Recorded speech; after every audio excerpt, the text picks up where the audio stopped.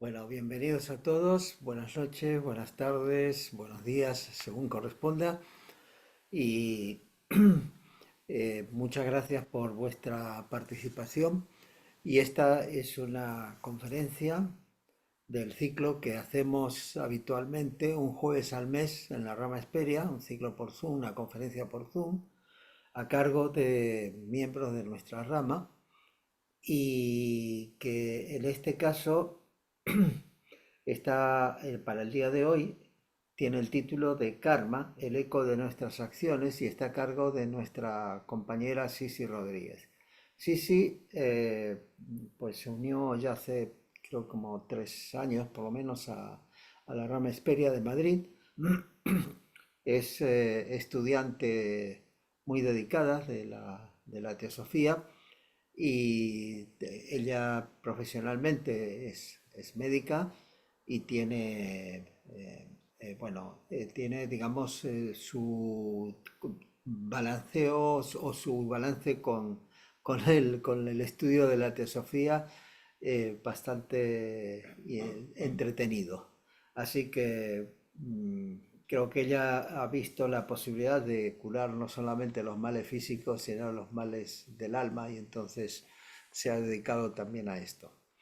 Sí, sí, aporta siempre unos puntos de vista interesantes, así que creo que esta vez también va a ser muy interesante escucharle.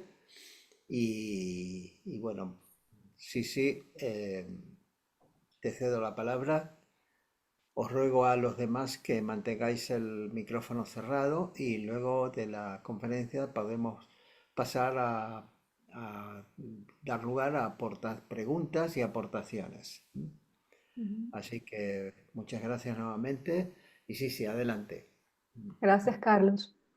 Gracias a Puedes todos compartir por... pantalla.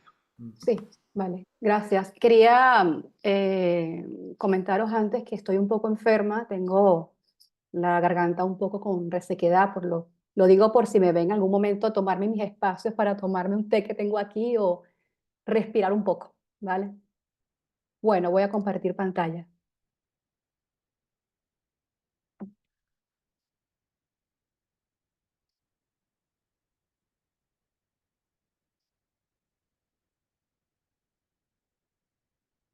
Bien.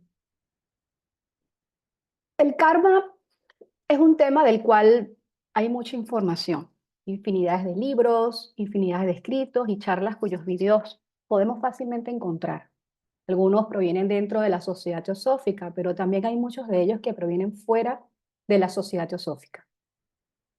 Y cuando me he planteado hablar sobre este tema el día de hoy, sobre todo dirigido al público general, más allá de poner diapositivas con citas y referencias a libros teosóficos, que bueno, obviamente voy a hacer, pero más allá de eso y de repetir ideas que ya se han dicho una y otra vez, y para los que no estén familiarizados, estas ideas generales sobre el karma las podéis encontrar en resumen en el glosario teosófico o en libros como Karma de Annie Besant, que está muy bien como para comenzar. Pero más allá de repetir lo que allí está, me pareció pertinente compartir hoy principalmente algunas ideas desde un punto de vista que son productos de mis estudios y reflexiones, que no es que sea una perspectiva novedosa, no es que sean ideas novedosas, porque bueno, al final cualquier idea que se genere, todas vienen de un mismo lugar, vienen de una gran base de datos, por decirlo de alguna manera, del cual cada quien, según sus posibilidades, puede acceder y trabajar en ellas y luego compartir con los demás. Aún así, nada de lo que yo diga hoy está escrito sobre piedra. Siéntanse libres de diferir de lo que yo diga y, ¿por qué no?, compartir vuestros diferentes puntos de vista al final de esta exposición.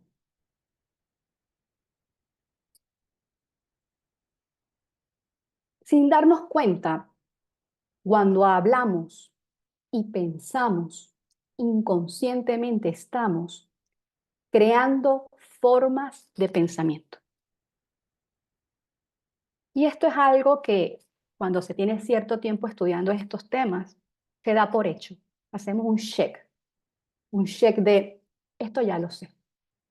Decimos cosas como, es que yo llevo muchos años escuchando lo de que generamos formas de pensamiento. Check, esto ya lo sé. Pero en realidad, ese check en nosotros no existe, no está. Porque si de verdad estuviéramos conscientes de ello, fuéramos más responsables de las formas que estamos generando con el pensamiento. Quizás eso se expresaría al menos en un cierto grado de ecuanimidad al hablar. No estoy hablando de una capacidad de simular ecuanimidad o pensar en, bueno, ahora voy a ser ecuánime. No, no estoy hablando de esto. Cuando hay un cierto grado de conciencia despierta, ciertas cualidades se expresan de forma fluida, sin forzar, sin planificación previa, se expresan de forma natural. Y esto es algo que aún no está del todo desarrollado en la mayoría de nosotros, y me incluyo, porque bueno, siempre lo decimos, todo esto es un proceso de desarrollo espiritual que es progresivo, que es poco a poco, de vida en vida. Pero el que no seamos capaces de generar formas de forma consciente, ni verlas porque no somos clarividentes, no significa que esto no esté ocurriendo ahora. Ahora mismo estamos generando formas de pensamiento. Y esto es algo que nos rodea, ahora mismo. Porque los pensamientos son la manifestación de la actividad de la mente.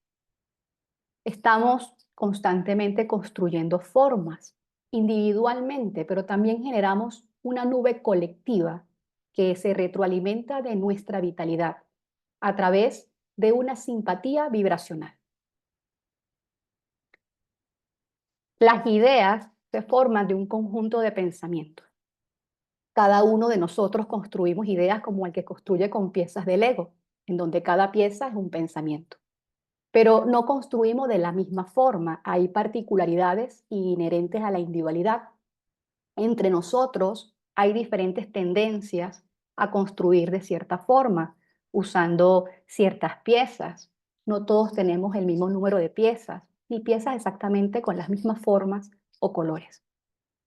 De hecho, cuando fijamos nuestra atención en algo en específico, en un punto en común, crearemos en nuestras mentes formas que, al compararnos, y una vez más, esto si tuviéramos los ojos para verlo, al compararnos, es posible que a pesar de que estemos fijando la mirada en un punto común, estaremos creando formas distintas, pero que al final son formas que por una simpatía vibracional se van a referir a lo mismo en esencia, a la misma idea original o arquetípica.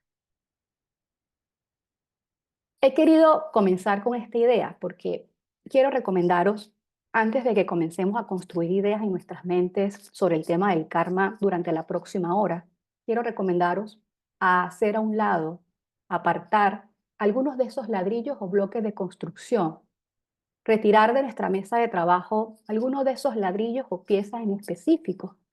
No construyamos nada con estos que apartaremos de inicio. Porque si no hacemos esto, el resultado puede que sea una figura inestable, confusa y poco bella. Una vez yo, hace algunos años, presencié una situación en un taller de la Escuela de Sabiduría de Adyar, y aprovechando que está aquí Francisco, que es moderador de esa escuela. Y en esa ocasión se estaba hablando sobre un tema muy complejo dentro de la filosofía budista.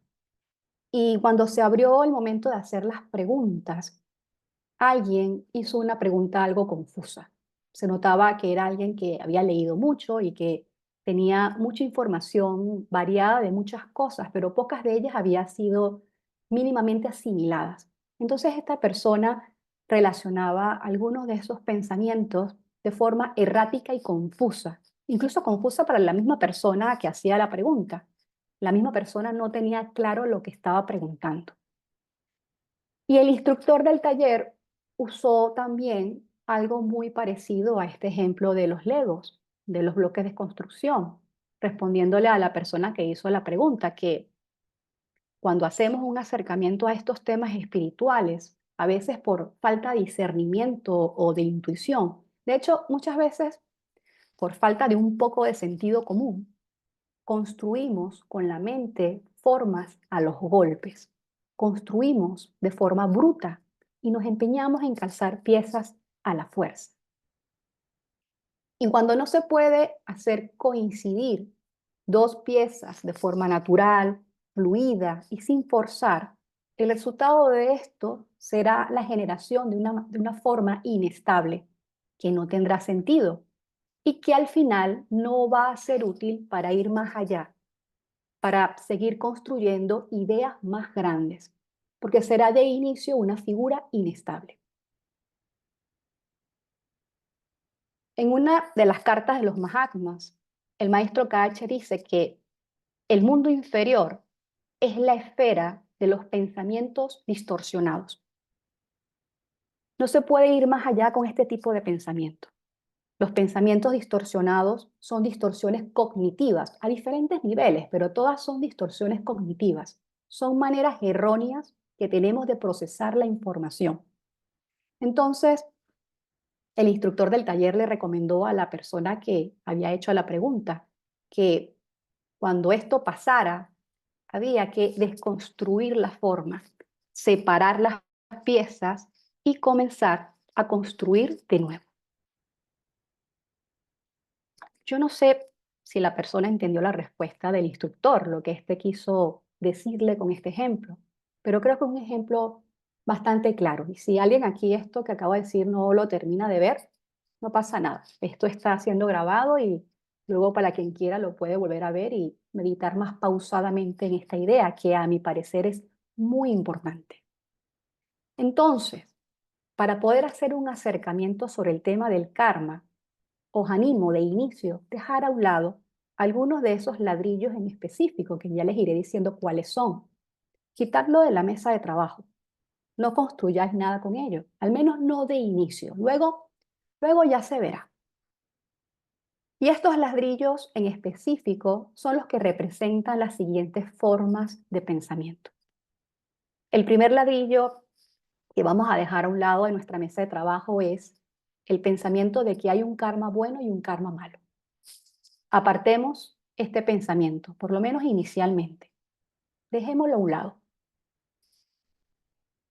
Mientras funcionemos en el nivel de conciencia desde la personalidad, la idea de lo que es bueno y lo que es malo siempre será una idea condicionada basada en interpretaciones personales. Por ejemplo, a lo mejor aquí en España tener tatuajes no es malo, pero en los Emiratos Árabes puede que sea algo muy malo y merece algún tipo de pena. De hecho, en algunas religiones o filosofías de corte espiritual, el tener tatuajes es algo muy, muy malo que según ellos condiciona tanto la vida como la situación post-mortem, según ellos.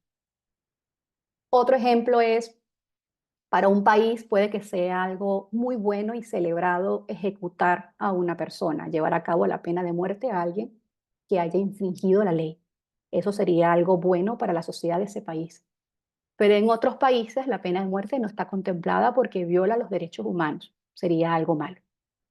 Entonces, cualquier idea que tengamos del bien y del mal generalmente van a ser ideas condicionadas, basadas en interpretaciones personales, y serán también condicionadas por nuestra cultura y la idiosincrasia de la sociedad donde nos desarrollemos. Y lo anterior ocurre porque aún no estamos conscientes que al final estos términos, el bien y el mal, son términos relativos. El bien y el mal en general no son entidades separadas. Y para lograr cierta noción sobre ellos, sobre la idea del bien y el mal en mayúsculas, ojo, estoy hablando de la idea del bien y el mal en mayúsculas. En esta charla en específico me voy a referir a la idea del bien y el mal relacionadas al karma. Para empezar a tener alguna noción sobre ellos, hay que llegar a desarrollar al menos cierto grado mínimo de pensamiento impersonal. Pero la mayoría de nosotros funcionamos al 100% de nuestro tiempo desde el pensamiento personal, desde el yo en minúscula. El yo, el a mí, aquello que está en contra de mí, aquello que me ataca, mi enemigo. el para mí, el mío, el conmigo, nos sentimos el protagonista principal de la película que está pasando ante nuestros ojos. Pero hago la pregunta, ¿quién sabe lo que es bueno y lo que es malo? Como para decir que un karma es bueno o un karma es malo. ¿Quién puede decir que lo sabe?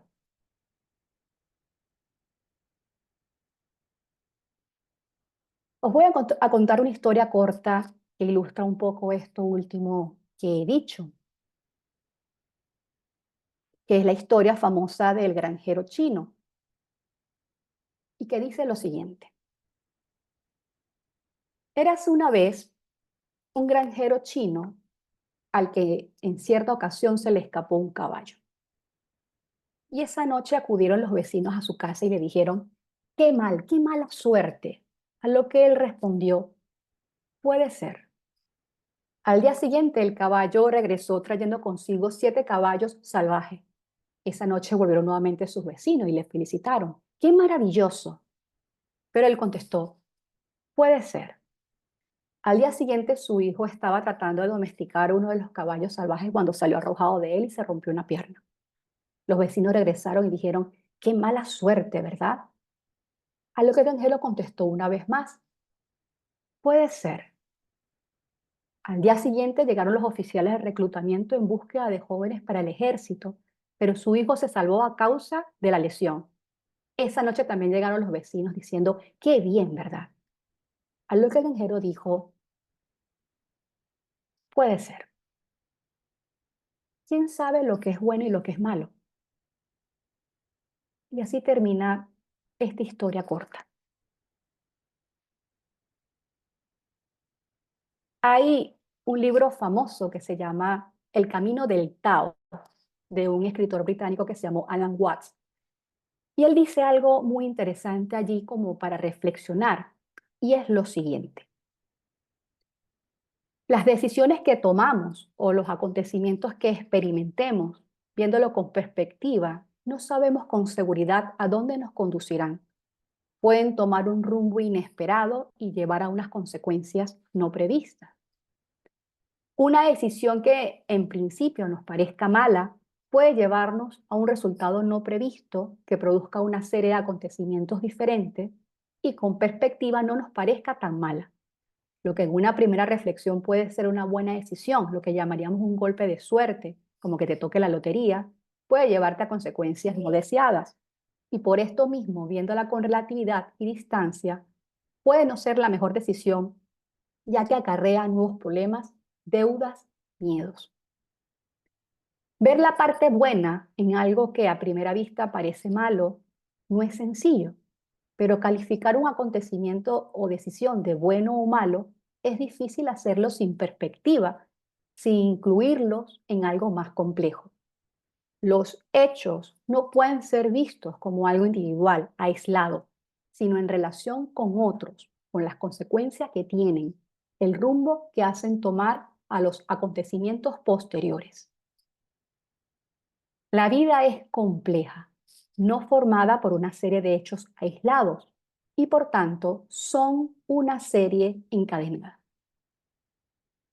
Y este autor termina diciendo, todo el proceso de la naturaleza es un proceso integrado de inmensa complejidad y es realmente imposible saber si todo lo que sucede en ella es bueno o malo, porque tú nunca sabes lo que será consecuencia de una desgracia o infortunio, o nunca sabrás cuándo serán las consecuencias de un evento favorable.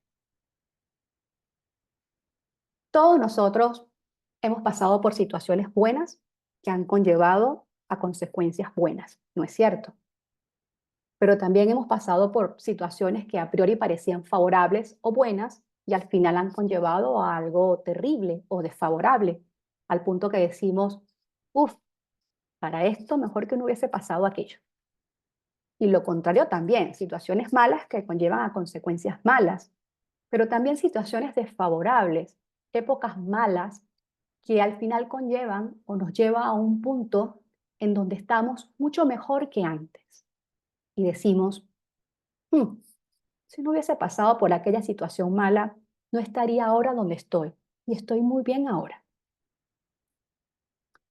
Entonces, La idea de que hay un karma bueno y un karma malo es algo que hay que tomárselo con relatividad. Yo he escuchado incluso entre nosotros, entre miembros de la Sociedad Teosófica, decir cosas como, es que me ha tocado el mal karma de encontrar la teosofía ya tarde en mi vida, ya de viejo, después de los 50. En cambio a otros, por buen karma, ha llegado más joven. Pero en realidad, como yo lo veo, esto es algo muy difícil de precisar a primera vista. Blavatsky decía que no había vidas difíciles ni vidas fáciles, sino distintos tipos de obstáculos para ser superados. Nada más. Se nos olvida que nuestra vida física, nuestra encarnación actual, es una especie de jornada laboral. Hemos venido a trabajar, cosa que se nos olvida un poco. Venimos a trabajarnos. Estamos entrenándonos. Es verdad que a veces, si comparamos la vida de una persona con la de otra persona, podemos llegar a decir, madre mía, ¿cómo que no existe karma bueno ni karma malo? No estamos viendo a esta persona lo difícil que ha sido su camino a recorrer, lo difícil que ha sido su vida con tantos obstáculos.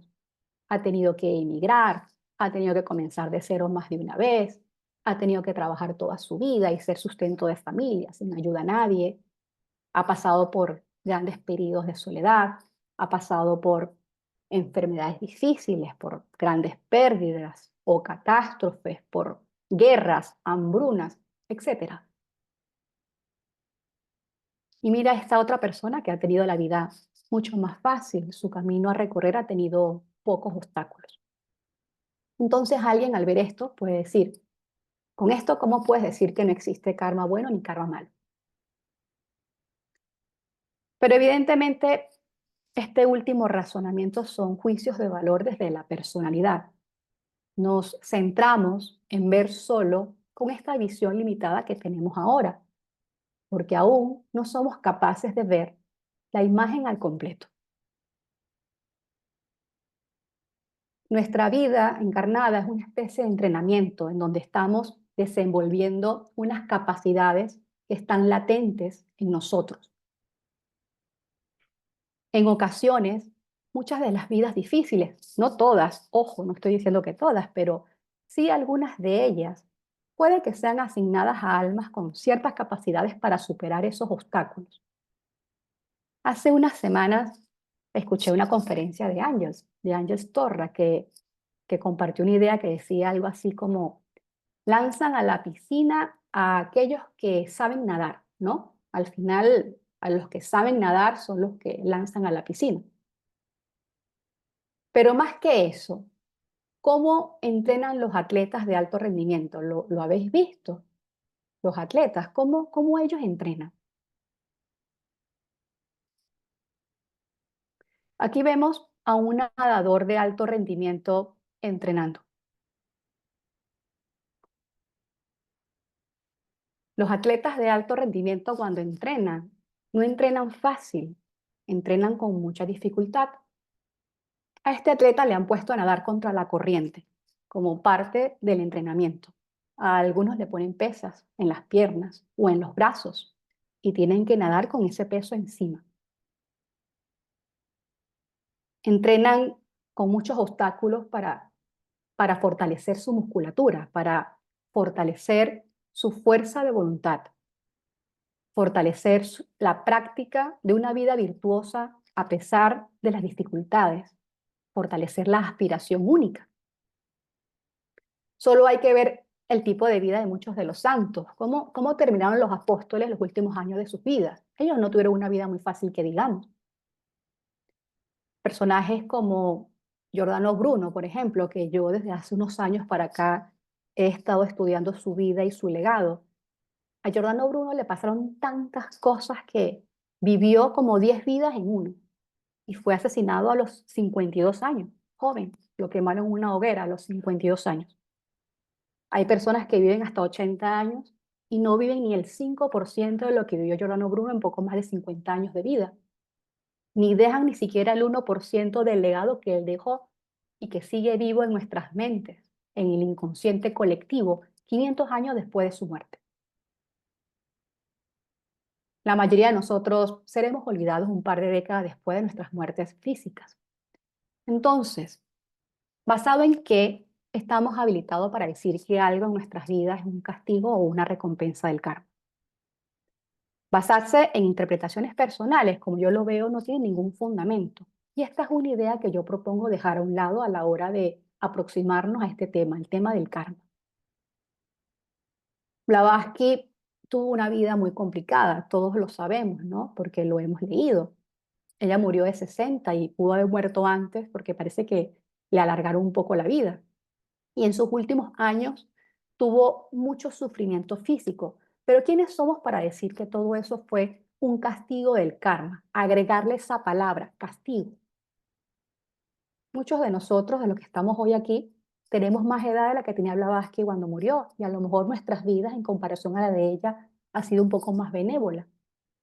Ahora, ¿eso significa que nosotros hemos sido más recompensados por el karma? Pregunto. Entonces, como yo lo veo, no, no se puede decir algo así. Creo que no se puede afirmar algo así de forma apresurada y negligente. Y ojo, con estos ejemplos no estoy diciendo que una vida difícil o una vida dura es igual a un alma con cierto desarrollo espiritual y una vida más fácil es igual a un alma inmadura. No estoy diciendo esto. Ojalá fuera así de fácil el entendimiento del karma, ¿no? De llegar a decir, ah, claro, es que 2 más 2 es igual a 4.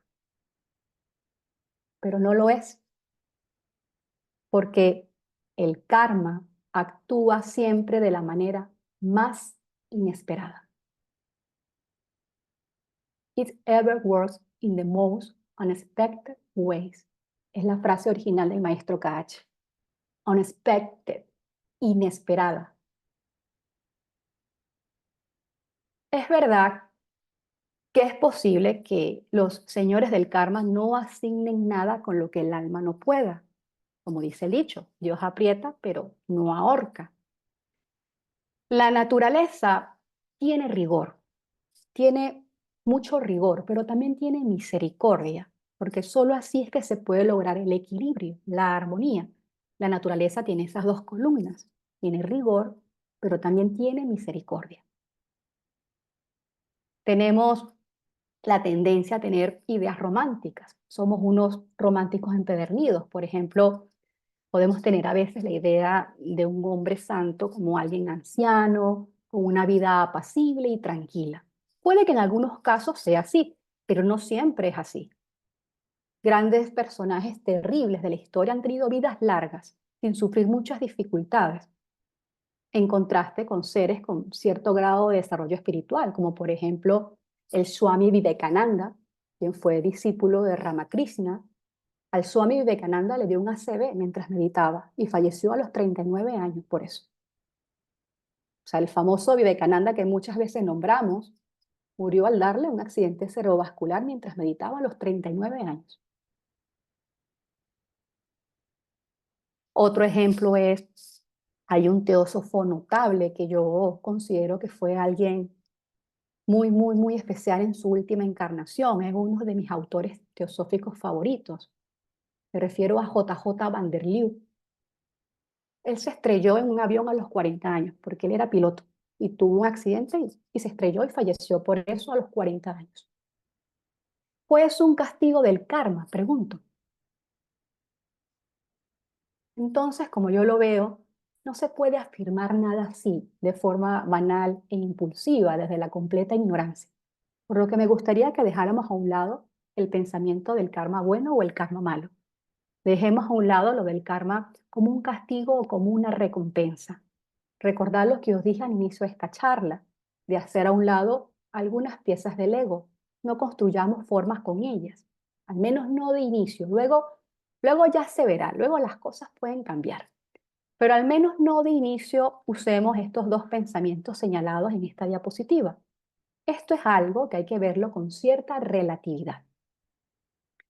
Y sé que hay escritos teosóficos que usan los términos mal karma y buen karma, usan los términos castigo y recompensa. Estos son términos que los usa la misma Blavatsky. De hecho, los Mahatmas en las cartas varias veces usan los términos karma bueno y karma malo. Ellos hablan con estos términos para referirse al mérito y el demérito, eso que en sánscrito llaman puña y apuña. Sobre estos dos últimos términos hablaré un poco más adelante, pero yo os animo, al menos de inicio, que veamos estos términos con relatividad. De hecho, en una de las cartas, en la famosa carta 16, el maestro KH en un momento dado está hablando de lo que nosotros hemos traducido al español como el karma del mal, karma of evil. Y él hace inmediatamente una acotación. Él dice, la palabra mal tiene para nosotros un significado relativo, como ya se le ha dicho más de una vez. Y luego él continúa hablando sobre el karma del mal entre comillas. Entonces, yo os animo, al menos de inicio, que veamos los términos bien y mal relacionados al karma con relatividad. Al parecer, el karma no es algo fácil de comprender, por lo que la idea de que podemos conocer al completo el cómo funciona el karma con solo escuchar una exposición como esta que estoy dando, o con solo leer libros o textos o ver vídeos, es otra de las piezas de construcción que hay que deshacernos, que hay que dejar a un lado a la hora de acercarnos o intentar aproximarnos a este tema. Es posible que el cómo funciona la ley del karma no sea algo fácilmente predecible con un poco de razonamiento o de pensamiento crítico. Se necesita algún grado de intuición espiritual, se necesita cierto grado de iluminación para comenzar a penetrar de verdad en estos misterios. Y a ver, hay muchas acciones que con un poco de sentido común, claro que podemos predecir las consecuencias. O sea, por ejemplo, si fumo 2 cajas de cigarros al día, pues en 10 años a lo mejor desarrollo un cáncer, pero esto es algo fácil de predecir, pero no es esto a lo que me estoy refiriendo. No me estoy refiriendo a lo obvio, sino a aquellas situaciones que no vemos venir y que nos llegan de sorpresa, de forma inesperada, unexpected, como diría el maestro Kach. Porque se dice que para empezar a estudiar y entender con cierta claridad temas como el karma y el nirvana, se necesita ser un iniciado en estos misterios. Esto está en la carta número 16, transcrita y recopilada por Barker, en donde el maestro dice que el karma y el nirvana no son más que 2 de los 7 grandes misterios de la metafísica budista, y solo 4 de los 7 son conocidos solo por los mejores orientalistas, y esto muy imperfectamente. Entonces, si bien podemos leer y hablar sobre esta ley, de hecho más adelante voy a compartir con ustedes algunas ideas más precisas sobre cómo que puede que funcione la ley en el hombre, tengamos en cuenta que aunque podamos tener acceso a este tipo de información o podamos leer libros o artículos que muchas veces a través de ejemplos claros nos ayuda a tener una idea de lo que es la ley, porque hay escritos teosóficos donde podemos encontrar ejemplos, podemos encontrar descripciones de ciertas situaciones con detalles que nos ayuda a tener una idea de cómo funciona la ley en el hombre, pero en realidad, más allá de eso, no vamos a encontrar nada escrito que nos diga claramente y de forma precisa y omniabarcante cómo funciona la ley, porque esto corresponde a un misterio y por lo tanto corresponde a iniciados. Y para aquellos que no están familiarizados con los términos teosóficos, nos referimos como iniciado a aquella alma que ha alcanzado un cierto grado de expansión de la conciencia. Son a ellos a quienes les corresponde conocer este misterio. Por lo pronto, todos nosotros en nuestros estudios podemos encontrar y estudiar mucho sobre el qué, pero no tanto sobre el cómo. Y nos podemos preguntar, ¿por qué esto es así? ¿Por qué esto tiene que ser así? Encontraremos un vislumbre del por qué esto es así en el libro Luz en el Sendero. Allí hay un apartado que está al final del libro, cuyo título es Karma, que según un autor teosófico, este apartado en específico es obra del maestro veneciano. Allí encontraremos lo siguiente. La operación de las verdaderas leyes del karma no debe estudiarse hasta que el discípulo ha alcanzado el punto en que ya no le afectan. El iniciado tiene el derecho de exigir los secretos de la naturaleza y de conocer las reglas que rigen la vida humana. Obtiene ese derecho evadiéndose de los límites de la naturaleza y libertándose de las reglas que gobiernan la vida humana. Se ha convertido en una parte reconocida del elemento divino y ya no le afecta lo que es temporal. Obtiene el conocimiento de las leyes que rigen los estados temporales. Por tanto, vosotros, los que deseáis comprender las leyes del karma, intentad primeramente libertaros de esas leyes, y esto solo puede hacerse fijando vuestra atención en aquello que no es afectado por estas leyes. Es decir, se está hablando de leyes que rigen de una forma en los estados temporales y de otra forma en el estado permanente. Se está hablando primero de fijar la conciencia en aquello que es permanente y no en lo que es temporal. Entonces, es posible que el misterio de cómo se mueven estos hilos se abrirá ante nuestros ojos a medida que no nos veamos tan afectados desde el punto de vista personal por los efectos de las acciones pasadas. Y posiblemente esto ocurrirá al elevarnos a un nivel de conciencia impersonal y generar pensamientos y acciones desde allí. Allí entenderemos que el karma es una ley que no solo funciona a un nivel personal, no solo funciona en un solo plano, por lo que la idea del karma funcionando solo de forma personalizada a un solo nivel será otro de los ladrillos que hay que dejar a un lado a la hora de acercarnos a este tema. Estamos ante una ley muy compleja, una ley terriblemente compleja, que no solo funciona a un solo nivel, funciona a varios niveles relacionados a los distintos planos de la naturaleza. La mayoría de las veces cuando hablamos del karma, solo nos quedamos en la superficie, en el cómo funciona en el plano físico, como ley de acción, y solo directamente relacionado al hombre. Y esto es verdad, esto es así, es como funciona la ley del karma en los estados temporales, que es el karma como ley moral que solo aplica al hombre. Así es como lo describe Blavatsky.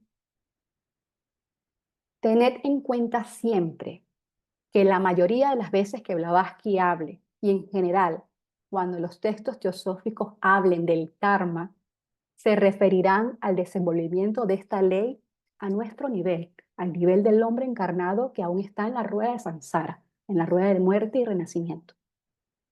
Por lo tanto, esta ley a este nivel tendrá una connotación moral y ética relacionada con el bien y el mal, que no es otra cosa que obrar a favor o en contra de las leyes de naturaleza y por ende ir a favor o en contra del plan divino.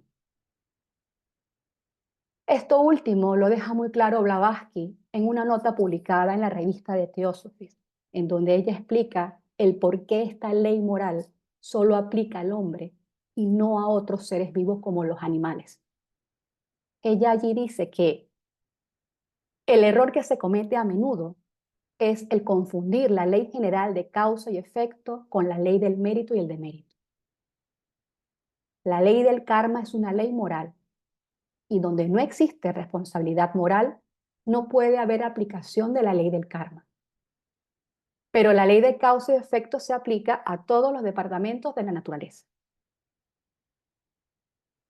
Entonces, estamos hablando de una ley que tiene varios aspectos, pero la ley general, que va más allá de la ley del mérito y el demérito, es una ley general de causa y efecto que aplica a todos los departamentos de la naturaleza. Es decir, es omniabarcante.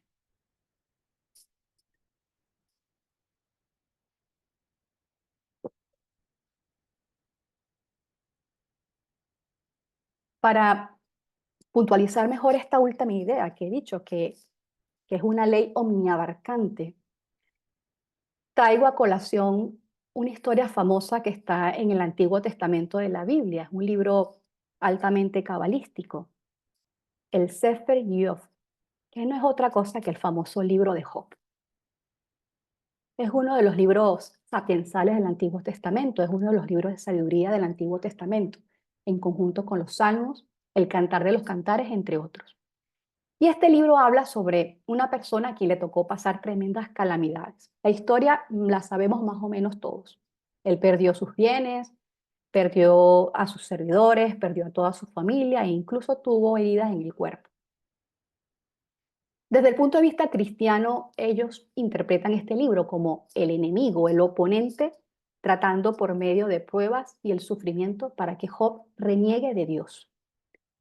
La enseñanza que da la religión tradicional sobre esta historia es que los seres humanos a menudo no estamos conscientes de las muchas maneras en las que Dios obra y que hay que tener confianza o confiar, porque al final se recompensará a quienes bien actúan, como al final ocurre en la historia cuando Job recupera todo lo que perdió.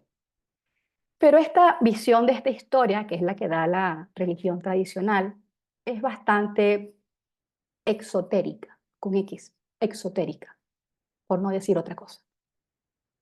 Realmente esta historia es mucho más compleja y tiene muchas capas profundas porque Job no era un hombre cualquiera. La idea de que Job representa a cualquier hombre común, a cualquiera de nosotros, está bien para contar la historia de forma exotérica, está bien, puede dejar cierta enseñanza en ese nivel. Pero cuando leemos el primer versículo del libro, que es cuando describen a Job, es realmente fácil darnos cuenta de que Job no era un hombre cualquiera, no era un hombre común. Este primer versículo describe a Job como un hombre perfecto y recto, temeroso de Dios y apartado del mal. La idea cristiana del temor a Dios no tiene nada que ver con el miedo, sino con la devoción, pero esto es algo que no voy a profundizar porque no es el tema del día de hoy. Así que se describe a Job como un hombre perfecto, recto, devoto y apartado del mal. Y a ver, nunca está de más decirlo, pero toda esta historia está plagado de simbolismo. Es un texto plagado de simbolismo. Un texto escrito en un lenguaje que no hay que tomarse nada de forma literal y al leerlo hay que usar mucho el discernimiento. Entonces, estaba diciendo que Job no era un hombre cualquiera. De hecho, en algún momento del texto, la divinidad describe a Job también como su siervo, como alguien justo y bueno. Viendo todos estos calificativos, estamos hablando de Job como un hombre con cierto grado de desarrollo espiritual, ¿no es cierto? Que le tocó pasar tremendas calamidades y que pide explicaciones del porqué de ellas, porque él dice que no se las merece. Pero ese reclamo no es desde el total desconocimiento como quizás habríamos hecho cualquiera de nosotros. Caer en lo de, ¿por qué a mí? ¿Por qué yo? Pobrecito yo, sin tener idea qué tipo de acciones en el pasado hemos echado a andar. Realmente Job estaba seguro que no había echado a andar acciones para que le ocurriera lo que le ocurrió. Y en la historia se le acercan tres amigos que fueron a consolarle e intentar explicar algunas ideas muy profundas. Pero Job seguía argumentando en contra de lo que ellos decían y pide que sea el mismo Dios que vaya a explicárselo. Job recita un discurso largo que a mi parecer es muy interesante de estudiarlo. Se lamenta de su desdicha actual y solicita que se le apersone la mismísima divinidad y que se explique a sí misma. Reclama su derecho a argumentarle. Y la divinidad se le aparece de forma dramática, porque no puede hacer de otra forma. Se aparece en forma de una gran nube de tormenta. Ojo, de nuevo, todo esto es simbolismo. Supongo que los que estamos aquí hoy y los que escuchen esto luego por YouTube no van a tomar todo esto de forma literal. ni nos vamos a molestar por las palabras que se usan en el texto, porque somos todos personas con cierto grado de discernimiento, ¿no? Como para poder ver más allá de las palabras. Sobre todo aquellos que tienen muchos años estudiando de filosofía, pues ya han tenido el tiempo para desarrollar un poco ese ojo que le permite ver más allá de las palabras. Entonces, en la historia, Dios o la divinidad se le aparece, pero no le responde a Job directamente, sino que se lo lleva a dar un paseo por el cielo. Lo eleva al cielo y desde el cielo le muestra la tierra. Le da la visión de la tierra desde el cielo. Y en el cielo, la divinidad le pregunta a Job que dónde estaba él cuando fundó la tierra. Le pregunta si sabe quién ordenó sus medidas, si sabe quién extendió sobre ella el hilo, quién encerró con puertas el mar. Y aquí empieza un discurso muy largo y muy bello, en donde la divinidad enumera todas y cada una de las cosas que hay en el universo y lo difícil y complejo que es mantener la armonía y el equilibrio en él. Le pregunta a Job si es capaz de gobernarlo, si él es capaz de gobernar todo eso, o de entender tan solo por un día tantos detalles que ocurren al mismo tiempo y que no somos capaces de ver.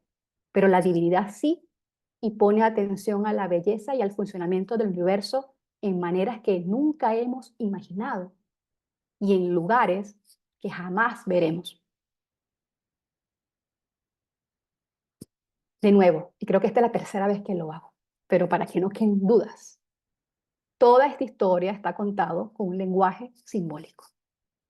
Desde el punto de vista teosófico, no se habla de una divinidad separada del universo o separada de la naturaleza. Tampoco se habla de una divinidad separada del hombre, separada de nosotros.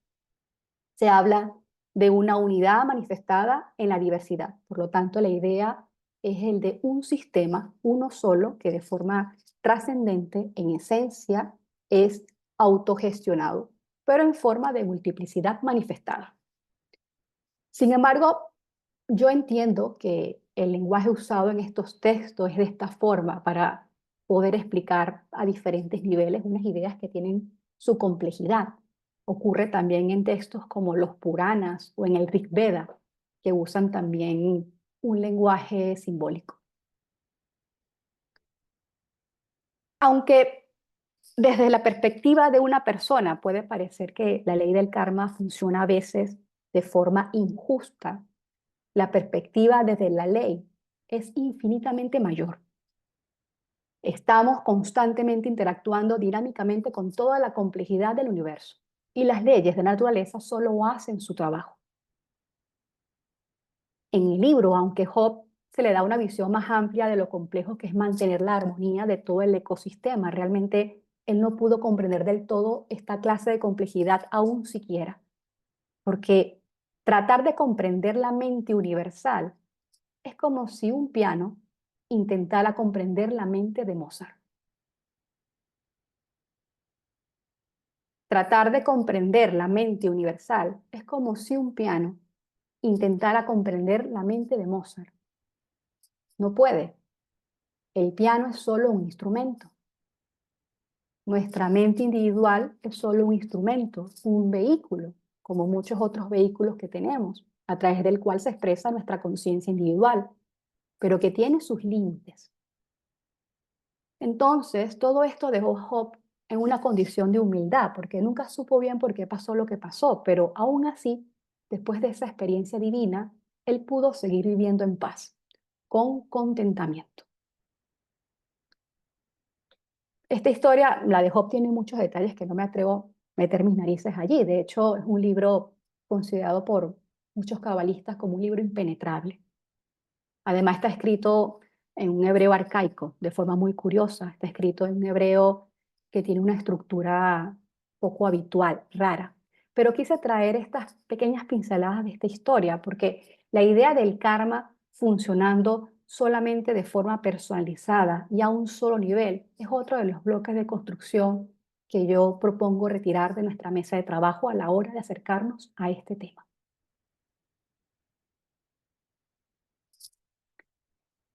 Otra idea, que es una de las ideas más importantes que estas enseñanzas hablan,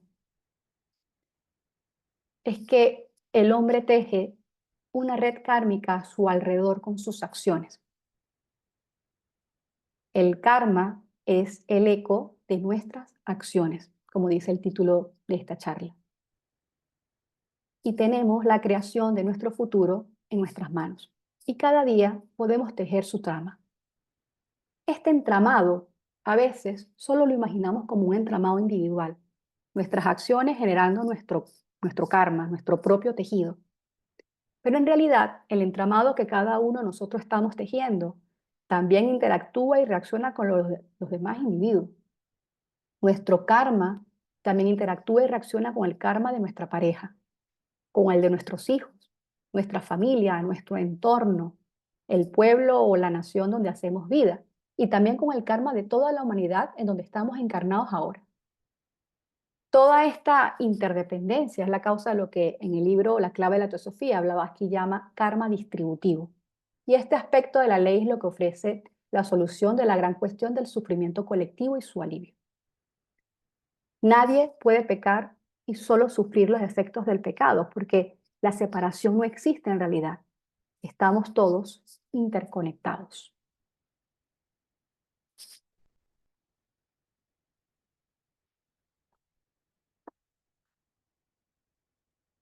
Estamos todos interconectados.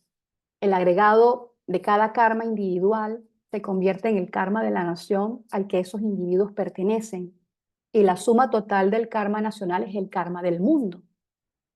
Por lo que ciertas situaciones que le puede ocurrir a un individuo en particular, puede que no le toque, puede que no forme parte estrictamente de su propio karma individual, sino que puede corresponder a pequeños sacrificios de la ley por un bien mayor.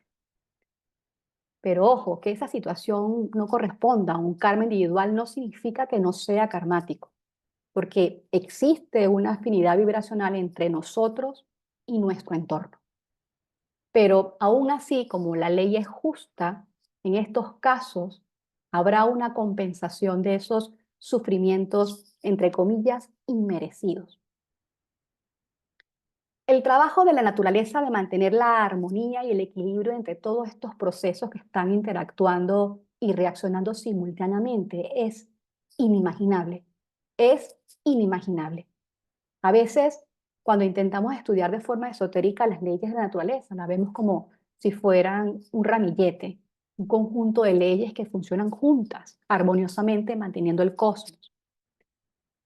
Cosmos es una palabra griega que significa orden, por lo que las leyes de la naturaleza funcionan juntas, armoniosamente, manteniendo el orden.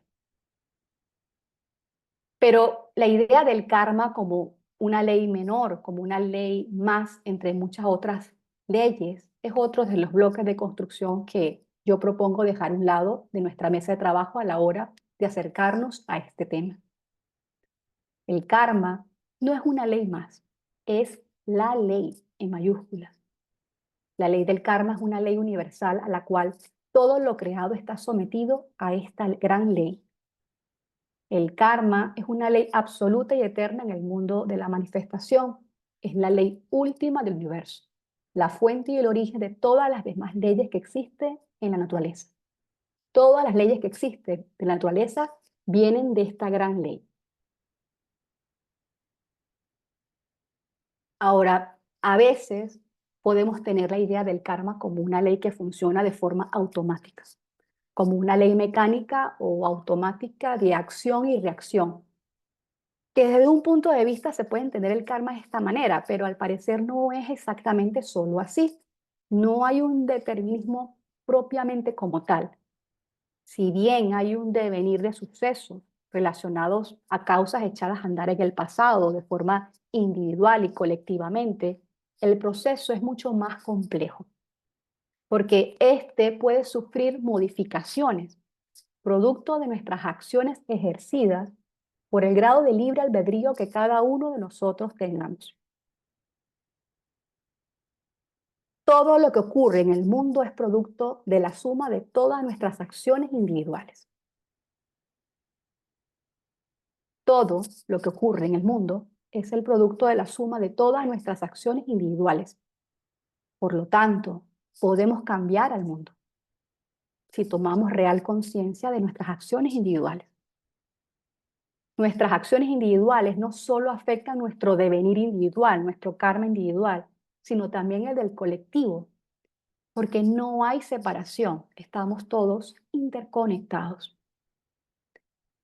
Parte del trabajo del hombre encarnado que aún está en la rueda de muerte y renacimiento, es decir, nuestro trabajo en los planos inferiores, es que a través del conocimiento en mayúsculas, eso que en sánscrito se llama jnana, llevemos a cabo un trabajo espiritual consciente de equilibrio de nuestro karma. Y es allí cuando el karma dejará de funcionar solo de forma mecánica para funcionar de forma creativa. Lo que es creativo es lo que está relacionado con nuestra conciencia. Y bueno, atención, a partir ya de este momento, que ya es la parte final de la presentación, voy a compartir lo que quizás sean las ideas más importantes sobre el karma, aquello que está relacionado con la aplicación práctica, con nuestro día a día. Decía antes que lo que es creativo es lo que está relacionado con nuestra conciencia. Cuanto más se enreda nuestra conciencia en la materia, más se pierde esta creatividad, porque queda atrapada cada vez más y más bajo el gobierno mecánico de la materia, las llamadas gunas, es un término en sánscrito. Si bien en la primera media hora de esta charla he hablado de una ley general que funciona en todos los planos de la naturaleza como una ley natural por la cual las causas y los efectos se ajustan mutuamente buscando la tendencia a la armonía y el equilibrio del macrocosmos, como es arriba, es abajo, en el hombre, esta misma ley nos empujará a restablecer por nosotros mismos la armonía interna. Esta ley tiene varios aspectos. A nivel macrocosmos, mantiene la armonía y el equilibrio para que se dé toda la manifestación. Y a nivel de microcosmos, porque como es arriba, es abajo, nos empuja a que restablezcamos por nosotros mismos la armonía interna. Por lo que en algún momento el proceso evolutivo nos llevará a dejar de funcionar instintivamente para empezar a actuar intuitivamente. Estoy refiriendo a la intuición espiritual. Y esto último es directamente proporcional a medida que se va alcanzando conocimientos trascendentales, que en un inicio nos permitirán hacer de este mundo algo más llevadero, a pesar de las dificultades, pero con el tiempo aprenderemos el cómo generando nuevas acciones desde el conocimiento, podemos generar un nuevo karma que neutraliza el anterior, que lo equilibre. Pero para esto es posible que aún necesitemos que los efectos kármicos nos golpeen de forma intensa de vez en cuando, para conllevar a hacer cambios en nosotros mismos, que no solo son cambios externos de divorciarnos, mudarnos de la casa o dejar el trabajo, son cambios internos y a veces no grandes cambios visibles aparentemente, pero sin darnos cuenta son cambios trascendentales para el alma individual, porque van a condicionar el karma que se verá en el futuro, durante esta vida y en las próximas vidas. Algunas filosofías hablan de distintos tipos de karma. Cada uno de nosotros tenemos un gran saco en donde están todas aquellas causas kármicas que hemos generado, no solo en esta vida, sino en todas las vidas anteriores, que hemos acumulado desde el principio de los tiempos. Al parecer es casi imposible saber cuánto hay allí en ese saco. Yo creo que tampoco tiene mucho sentido intentar saber esto, pero de ese saco se nos es asignado una porción durante la encarnación.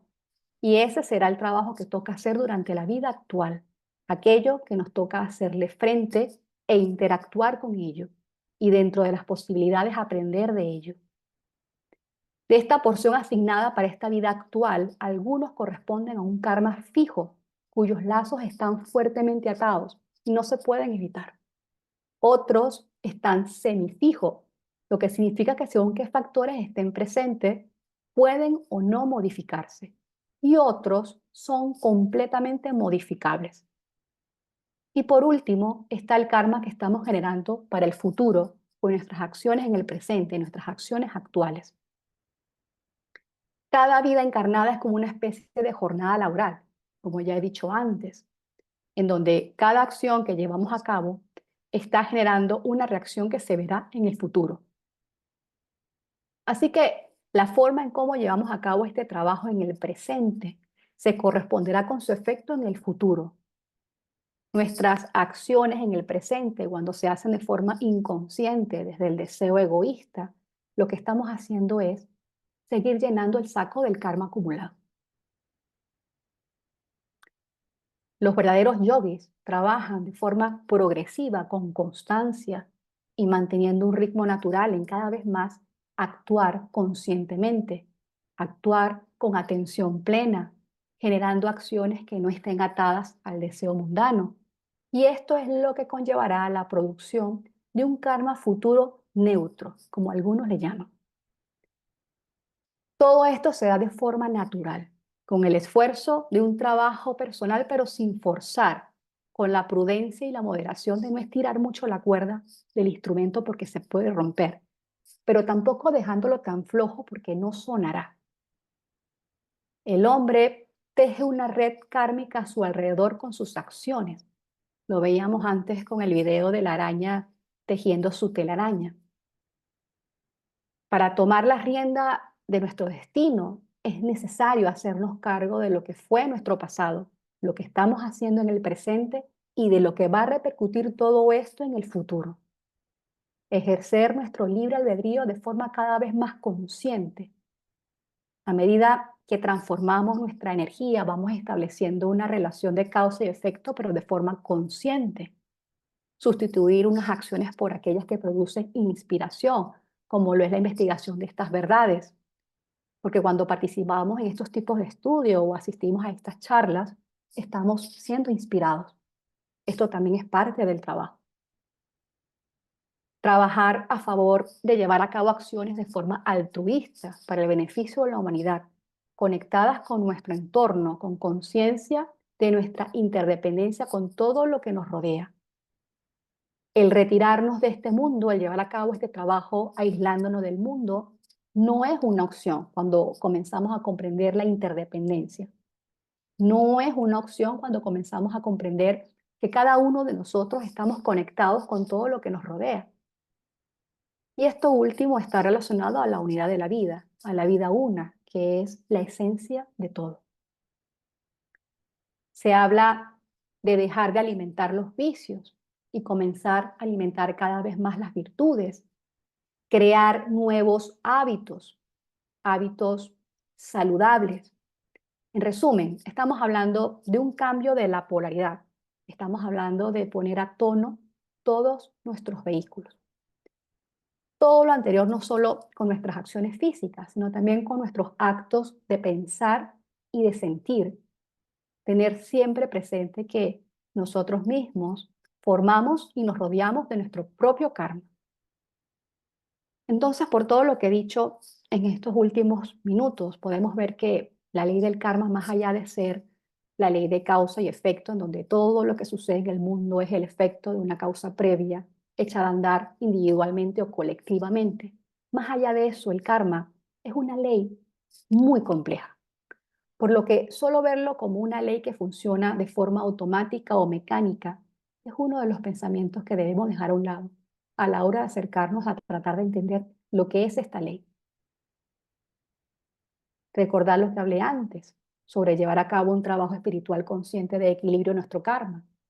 Es allí cuando el karma dejará de funcionar solo de forma mecánica para funcionar de forma creativa.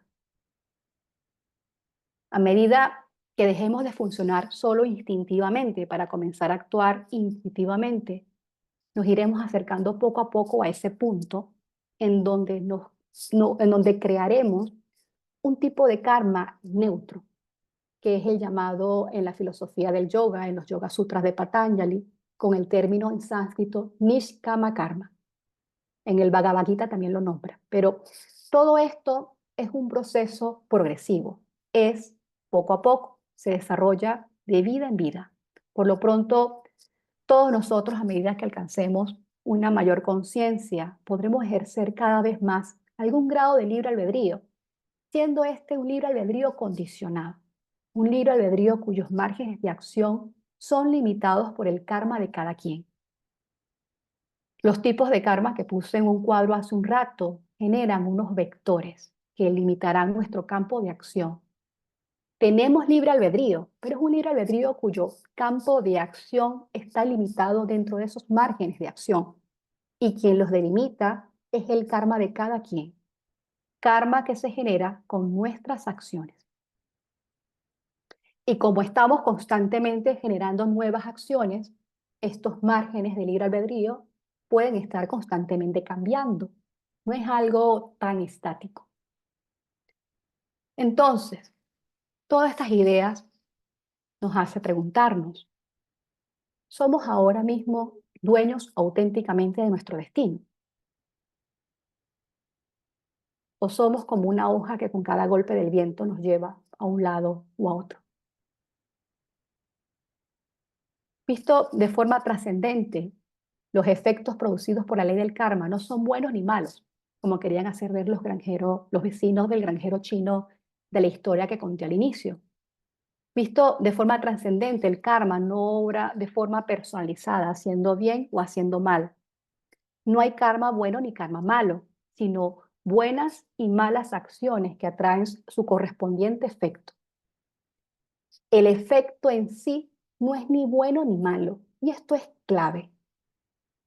El efecto en sí no es ni bueno ni malo, sino un karma que es por mérito o demérito, correspondiente a los términos en sánscrito puña y apuña. Entonces, este será un karma que es por mérito o demérito según el grado de conciencia o inconsciencia de nuestras acciones. Y este karma servirá de caldo de cultivo, será esa resistencia que nos empujará a continuar nuestro proceso evolutivo. Entonces, a lo mejor lo que nos parece sufrimientos y obstáculos son en realidad los misteriosos esfuerzos de la naturaleza para ayudarnos en la obra, si sabemos aprovecharlos. Y una forma de aprovecharlos es observando atentamente nuestras acciones, que incluyen los pensamientos y las emociones, y el cómo nos relacionamos con los demás a través de ellos. He dicho observando, por lo que no estoy hablando de reprimir, no estoy hablando de simular, no estoy hablando de ir en contra de un pensamiento o ir en contra de una emoción de forma forzada. Estoy hablando de la atención plena. Con el desarrollo espiritual, progresivamente se van descubriendo cosas que iremos poniendo en práctica, como si estuviéramos haciendo pruebas en un laboratorio científico a través del ensayo y error, siendo esto algo muy individual, muy particular de cada quien. Son experiencias que si bien podemos compartirlas, no se puede traspasar de una persona a otra. Entonces, por lo pronto, procuremos observar atentamente nuestras acciones, que incluyen los pensamientos y las emociones. Y sobre todo, atención plena a la manifestación de todo esto en el plano físico, con lo que hacemos y con lo que decimos. Bueno, estas son algunas ideas generales que he querido compartir el día de hoy con todos vosotros. No sé si Carlos quieres comentar algo o damos paso a los asistentes si quieren aportar algún tipo de idea. Sí, muchas gracias. Sí, sí, nos has dejado mucho material para reflexionar.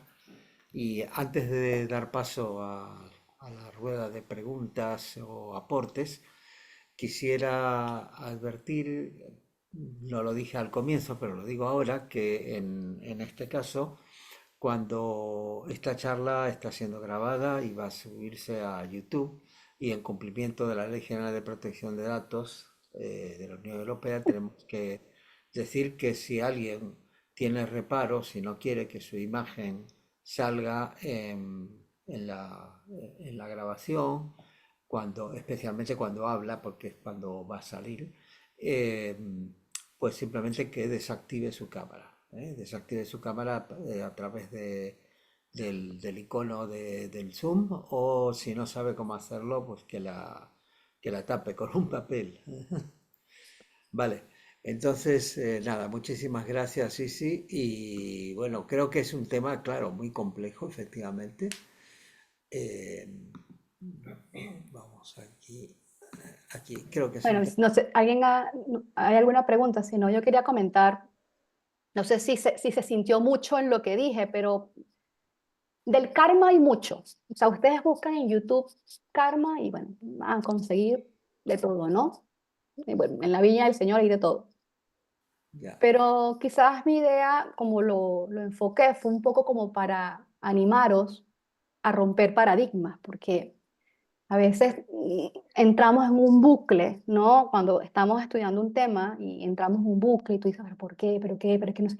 Y ese bucle muchas veces es porque nosotros mismos estamos en ese bucle porque nos aferramos a unas ideas que son estos paradigmas que no nos deja ir más allá. Entonces, estas 6, 7 cosas que he nombrado de esta forma con los legos y ponerlos a un lado es un poco como para plantearnos el romper paradigmas, el tratar de tener en nuestra mente cierta flexibilidad en nuestras ideas, porque a veces vemos las cosas muy claras y se ponen como encartonadas y nos aferramos a ellas y son estas mismas ideas las que no nos permiten ir más allá. Pero vamos a ver, como tocas decir, Carlos, un tema que hay mucho que preguntar. De hecho, yo tengo muchas preguntas que yo no las sé. Y si no hacen preguntas ustedes, voy a hacerlas yo, para que ustedes me respondan, porque yo sí tengo muchas preguntas todavía de este tema. Creo que acaba de levantar la mano Francisco. Francisco ha levantado la mano.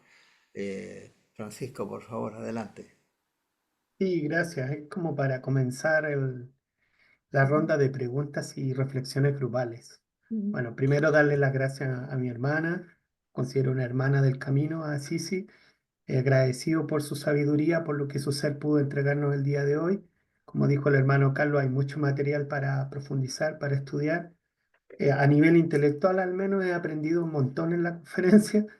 Y bueno, lo que quiero decir es lo siguiente, que para Sisi en particular, y bueno, y para todo en general, que me he dado cuenta que eso no es, hoy día en una clase de teosofía, el instructor nos explicaba que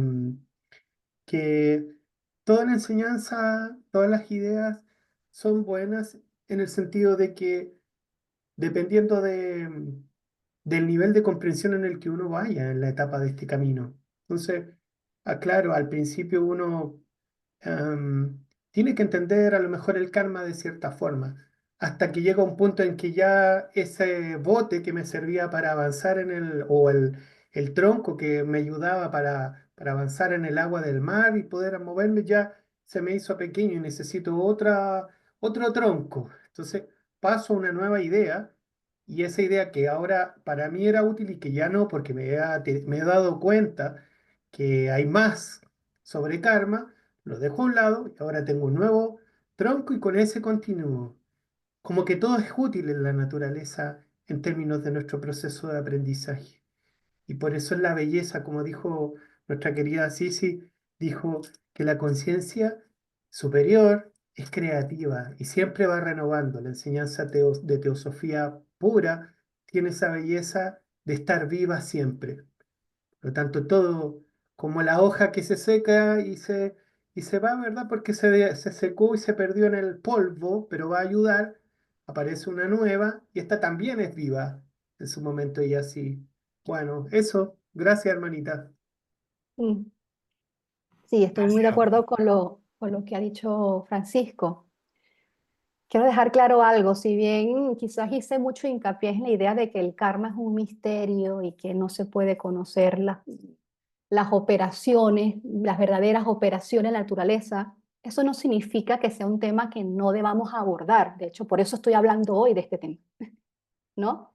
Es un tema que tenemos que roer, ¿no? ¿Por qué? Porque estudiar el karma, como estudiar la reencarnación, como estudiar cualquiera de estas doctrinas teosóficas, nos acerca a conocer aquello que no recordamos, que es nuestro ser interno.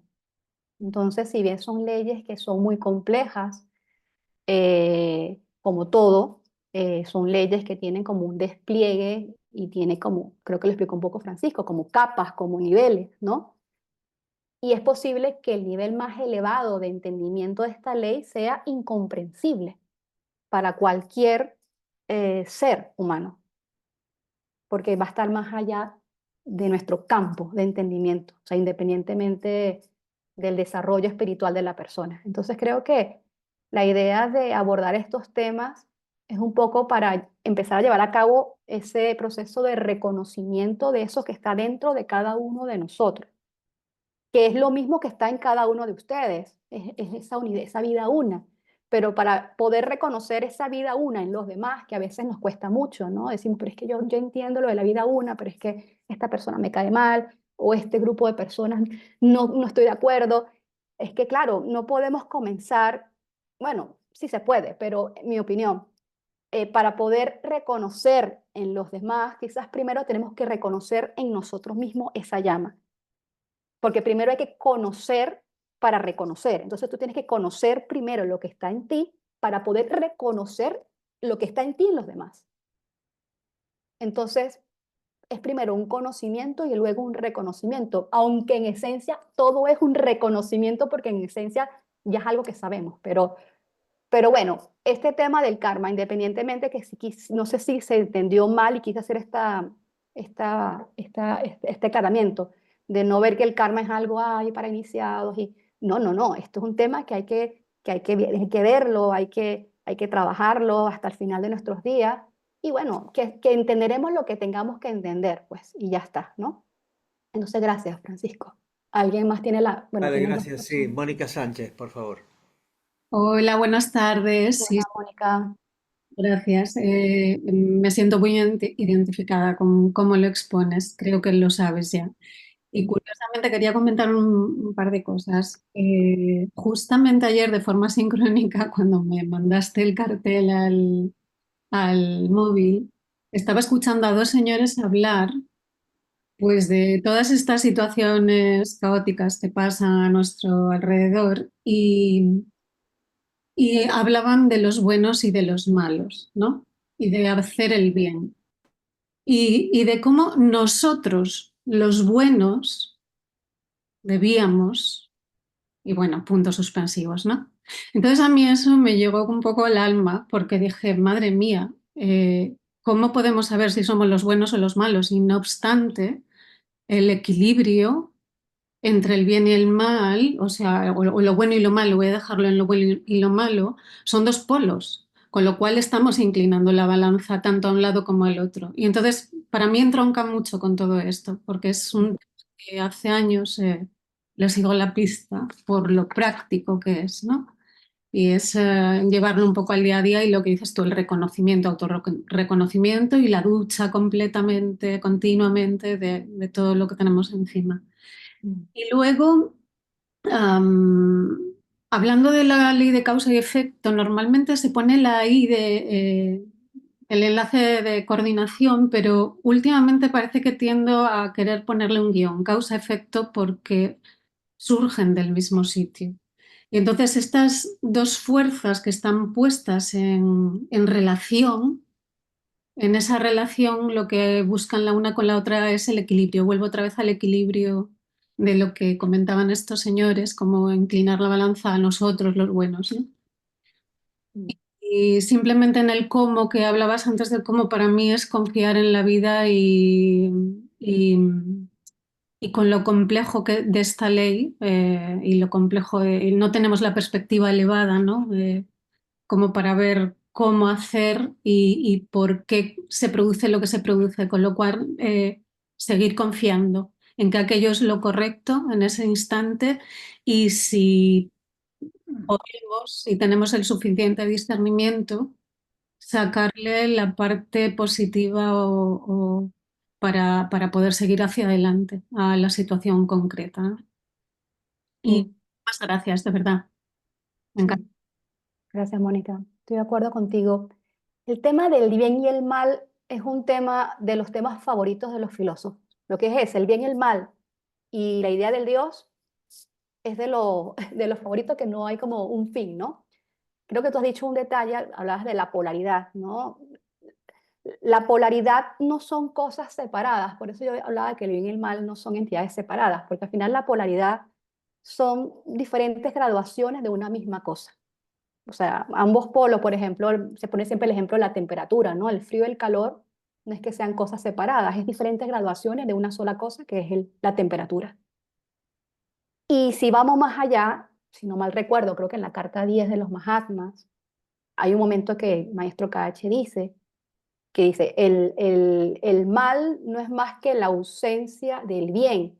Y luego inmediatamente después dice, no existe el mal no existe, solo existe el bien. Y el mal es la exageración del bien. Imaginad eso.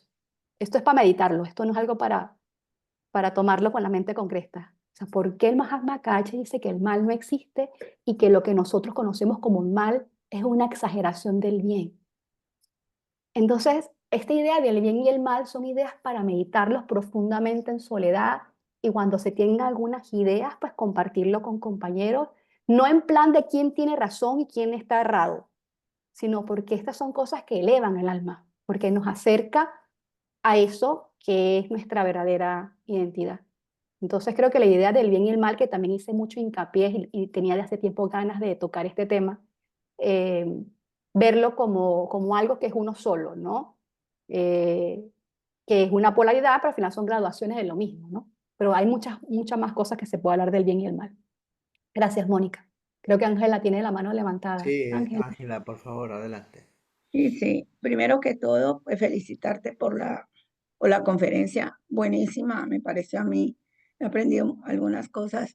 Y como tú dices, cuando yo empecé a leer sobre el karma, hace muchos años, yo era de las que decía, no, es que hay mal karma y buen karma.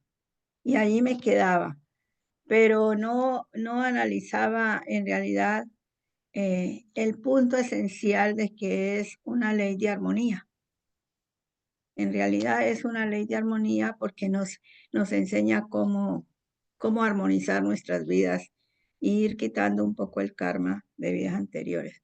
Pero bueno, ya, y, y por ejemplo en lo de Jod, ya me diste la idea, ve a volverlo a leer, porque uno lo lee desde el punto de vista, digamos, de la iglesia o de la Biblia, como la letra muerta, ¿no? Uno dice, ay, pobre hombre, todo lo que le tocó sufrir y todo, pero ya analizándolo esotéricamente es otra cosa. Gracias, sí, sí, ok, gracias nuevamente. Eso Gracias, es todo, Ángela. gracias.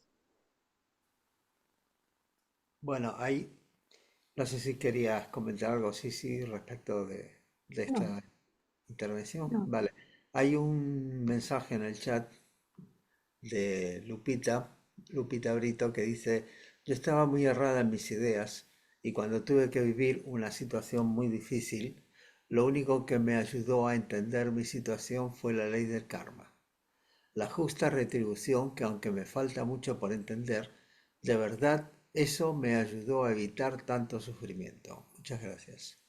Pues Lupita ha descrito con palabras una diapositiva que no sé si recordad, que es un señor debajo de un paraguas con una sonrisa, que está vestido de negro y está debajo de la lluvia. Y yo decía que el comenzar a entender esto al principio nos va a dar las fuerzas para aceptar las cosas, para mantener y poder aceptar lo que viene, ¿no? De forma lo más sosegada posible. Entonces creo que esa diapositiva del señor con el paraguas lo ha descrito Lupita con palabras. Sí, esa yo me imaginaba la canción de Cantando bajo la lluvia, ¿no? Singing in the rain. Pero tiene una sonrisa, ¿lo habéis visto? Sí, La sí, cara sí, del sí, señor. sí, sí, por El eso, señor por tiene una eso. cara plácida, o sea, está ahí con su chaparrón. Pero bueno, Eso es justamente una cosa que quería comentar. Muchas veces eh, mm, se intenta, bueno, primero hay que ver que la idea de karma hoy es popular, es decir, hoy está prácticamente en muchísimas partes en el mundo, inclusive en foros. Se habla de los que están registrados y los que contribuyen, tienen como un crédito, un karma según lo que han contribuido, ¿no? Y les dicen karma tanto. Fue la Sociedad Teosófica, fue Blavatsky quien introdujo esta idea en Occidente que estaba Ujú. un poco, o sea, que no existía, que no se sabía. Y eso tuvo una parte buena y una parte mala, ¿no? La parte buena es que efectivamente todo el mundo sabe que de alguna manera algo a las que todo lo que hacemos tiene consecuencias, tiene ecos, como has dicho tú, pero pues, la parte mala es que hay muchísimas tradiciones y cosas que mal contempladas, ¿no? Que efectivamente se Distorsiones. van formando, las que tú has mencionado, muchas de ellas. Ahora, dentro de esto mucha gente piensa, dice, claro, si yo pudiera saber por qué me está pasando esto en particular, pensando que una situación determinada se debe necesariamente a una acción individual, cuando a veces puede ser parte justamente de lo que es un karma colectivo, un karma Ujú. de un grupo, porque no estamos solos, o puede ser inclusive, como también has dicho, una, eh, una acción nueva que alguien ha puesto en movimiento que no corresponde con algo que nosotros, con alguien o algo, ¿no? Que se puso en movimiento, que no corresponde necesariamente con algo que hayamos hecho antes y que por lo tanto nos puede causar sufrimiento o no. Y yo creo que ahí lo más sabio es que realmente no podemos saber qué es de dónde proviene esa situación. Pero lo más sabio es, bueno, siempre podemos hacer un análisis y ver si realmente lo hemos causado nosotros o no, hasta donde sabemos. Pero Hasta lo se más puede. sabio es decir, bueno, esto es lo que hay. Entonces, es aprendizaje, karma es aprendizaje, o sea, la vida es aprendizaje. Entonces decir, bueno, ¿qué tengo que aprender con esto? ¿Qué puedo hacer? ¿Cómo puedo convertir esto como en algo positivo para mí? En algo que aprovecharlo, ya que está aquí, de alguna manera no lo puedo evitar, entonces tengo que aprovecharlo de alguna forma. Ujú. Creo que es muy interesante ese punto porque primero desaparece también la culpabilidad, en el sentido de decir, uy, me pasa esto, uy, debo haber sido una muy mala persona, ¿no? Ujú. Porque realmente no lo sabemos. No, Sí, no sé qué. de acuerdo con todo lo que has dicho, Carlos. Por eso es que yo al final dije algo que dije, esto es clave. El efecto no es ni bueno ni malo, porque es que la naturaleza no tiene ningún interés en aplastarnos. O Sí, sea, claro, la naturaleza no tiene el interés de que no evolucionemos, más bien todo lo contrario. Y es por eso que el saco no nos cae cuando encarnamos, porque si nos cae el saco completo, nos aplasta. Porque si no podemos con lo asignado en esta vida, lo poquito que nos asigna, esa cajita que cuando reencarnamos no podemos, porque cada quien nos podemos evaluar nuestras vidas actuales y a veces nos sobrepasa, ¿no es cierto? Si no podemos con ese poquito, imagínate que se nos cayera el saco completo. Entonces la naturaleza no tiene el interés de aplastarnos, sino todo lo contrario, de empujarnos hacia aquello que nos resistimos por ignorancia, que esa avidña, ¿no? Que esa ignorancia de nuestra divina naturaleza. Y en cuanto a lo que tú decías de que no todo lo que ocurre es algo individual, por ejemplo, ahora se me ocurre, aquí en España, hace poco venimos de una tragedia con lo de las inundaciones en Valencia, ¿no? Lo que ocurrió con la Dana. Posiblemente a más de uno ahí no le tocaba por karma individual. Esa posibilidad existe, pero como ha dicho Carlos, hay procesos aún más grandes colectivos. Entonces al final la naturaleza, por mantener la armonía, toma esos pequeños sacrificios, pero lo que es importante más allá de eso es que la ley es justa.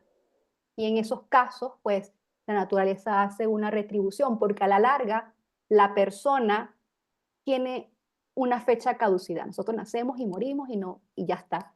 Pero el alma es inmortal, ¿no? Yo estoy dando aquí por entendido una doctrina que es la reencarnación. No la he nombrado porque yo he dado, o sea, yo he supuesto que eso es materia dada.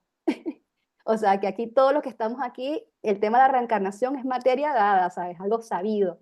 Pero evidentemente si hablamos de que hay un alma inmortal, pues ninguno de nosotros de aquí estamos aferrados a que es injusto, porque a mí sí me pasa cuando entendemos que hay un alma que en otra vida fue otra persona y volveré seguramente en otra vida encarnada en otro cuerpo. O sea que hay una continuidad de vida en vida, ¿no? Entonces el tema de la reencarnación fue un tema que yo ni lo nombré porque lo di como materia dada, ¿no? Como que ya sabida. Mm, Y de acuerdo, Carlos, con Gracias. todo lo que has dicho. Ay, Samsung. gracias. Emil se tiene la Ah, mano Emil levantada. está aquí, no la vi. Sí, con el nombre de Samsung. Buenos días, porque, Ah, perdón, tengo un teléfono nuevo y no sé ponerle el nombre. hola, Entonces le Emilce. mandé a Carlos que era yo. Ah, Por supuesto, felicitarte. Me pareció muy importante. Una parte de lo que iba a decir justamente del aprendizaje ya lo dijo Carlos, así que no lo voy a volver a decir, pero también en el juzgar, porque a veces cuando una persona está sufriendo mucho, dicen, uy, bueno, quién sabe qué karma tiene que cumplir. Entonces, no verlo así, sino con un poco de compasión y recordar que todos nos equivocamos, ¿no? Si estaríamos santitos, ninguno estaríamos acá, estaríamos todos en otro lugar. Y la otra me recordó muy bien el pensar diferente, el estar en la teosofía y tener conciencia de lo que se piensa, como vos bien lo dijiste. Y la otra, muy importante, es de la mente nueva que habla Krishnamurti. O sea, no actuar con un aprendizaje de antes y con los prejuicios de antes, sino que cada momento, cada situación sea nueva, nueva, quiero decir, para no hacer el preconcepto y no darle una fortaleza. Eso me lo hiciste recordar muy bien. Bueno, muchísimas gracias y nada más. ujú. Y Sí, gracias a todos. gracias a ti, Emilce. Yo creo que me gustaría recalcar la frase de Blavatsky que decía que, bueno, que no había vidas difíciles ni vidas fáciles, sino distintos tipos de obstáculos para ser superados, nada más. Porque a veces decimos, bueno, alguien tiene un gran sufrimiento, pero eso de gran sufrimiento es relativo, por eso vemos que un mismo hecho en una persona puede producir un tipo de sufrimiento y en otra persona puede no producirle nada. Entonces el problema no es el hecho, sino cómo la persona reacciona ante la situación. No sé si se entiende la idea. Entonces el sufrimiento es algo que viene de adentro hacia afuera, no de afuera hacia adentro. No son las cosas lo que nos hace sufrir.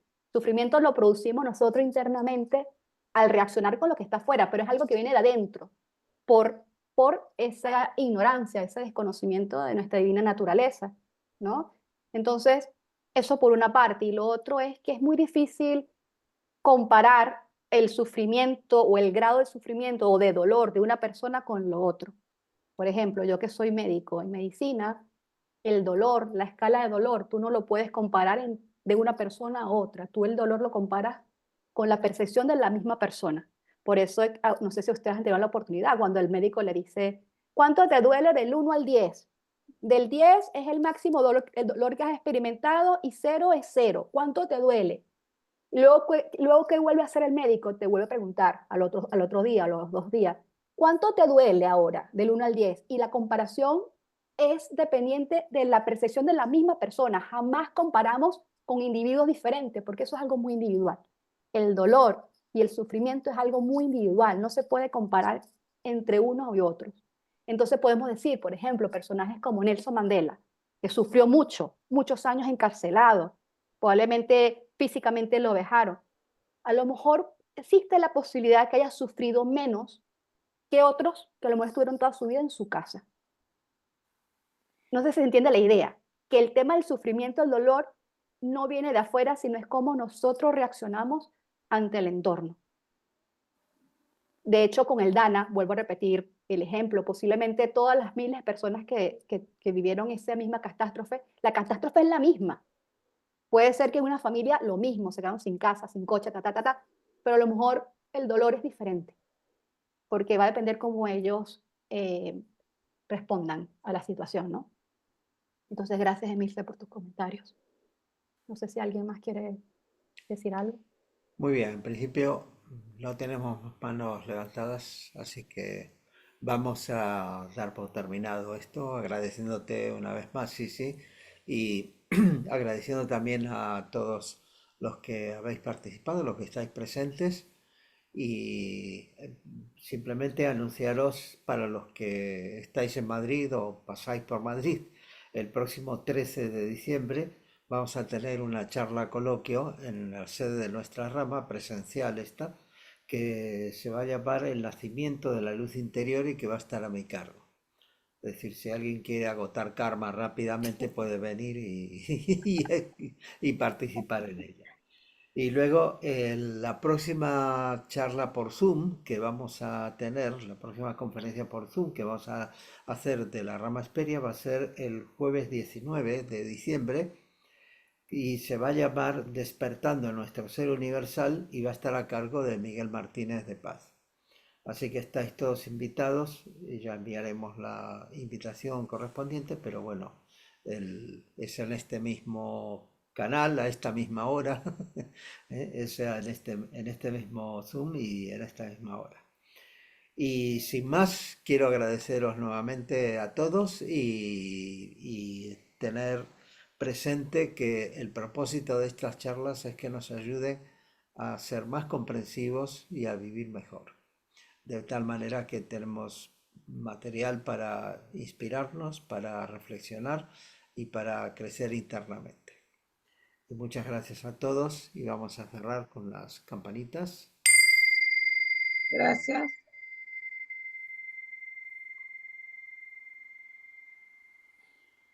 Muchas gracias, sí. Gracias a Muchas todos por gracias, Sí, estar. sí, muy bien. Un Gracias, abrazo. Bien todo. Adiós Gracias. a todos. Gracias. Muchas gracias, sí, sí. Excelente.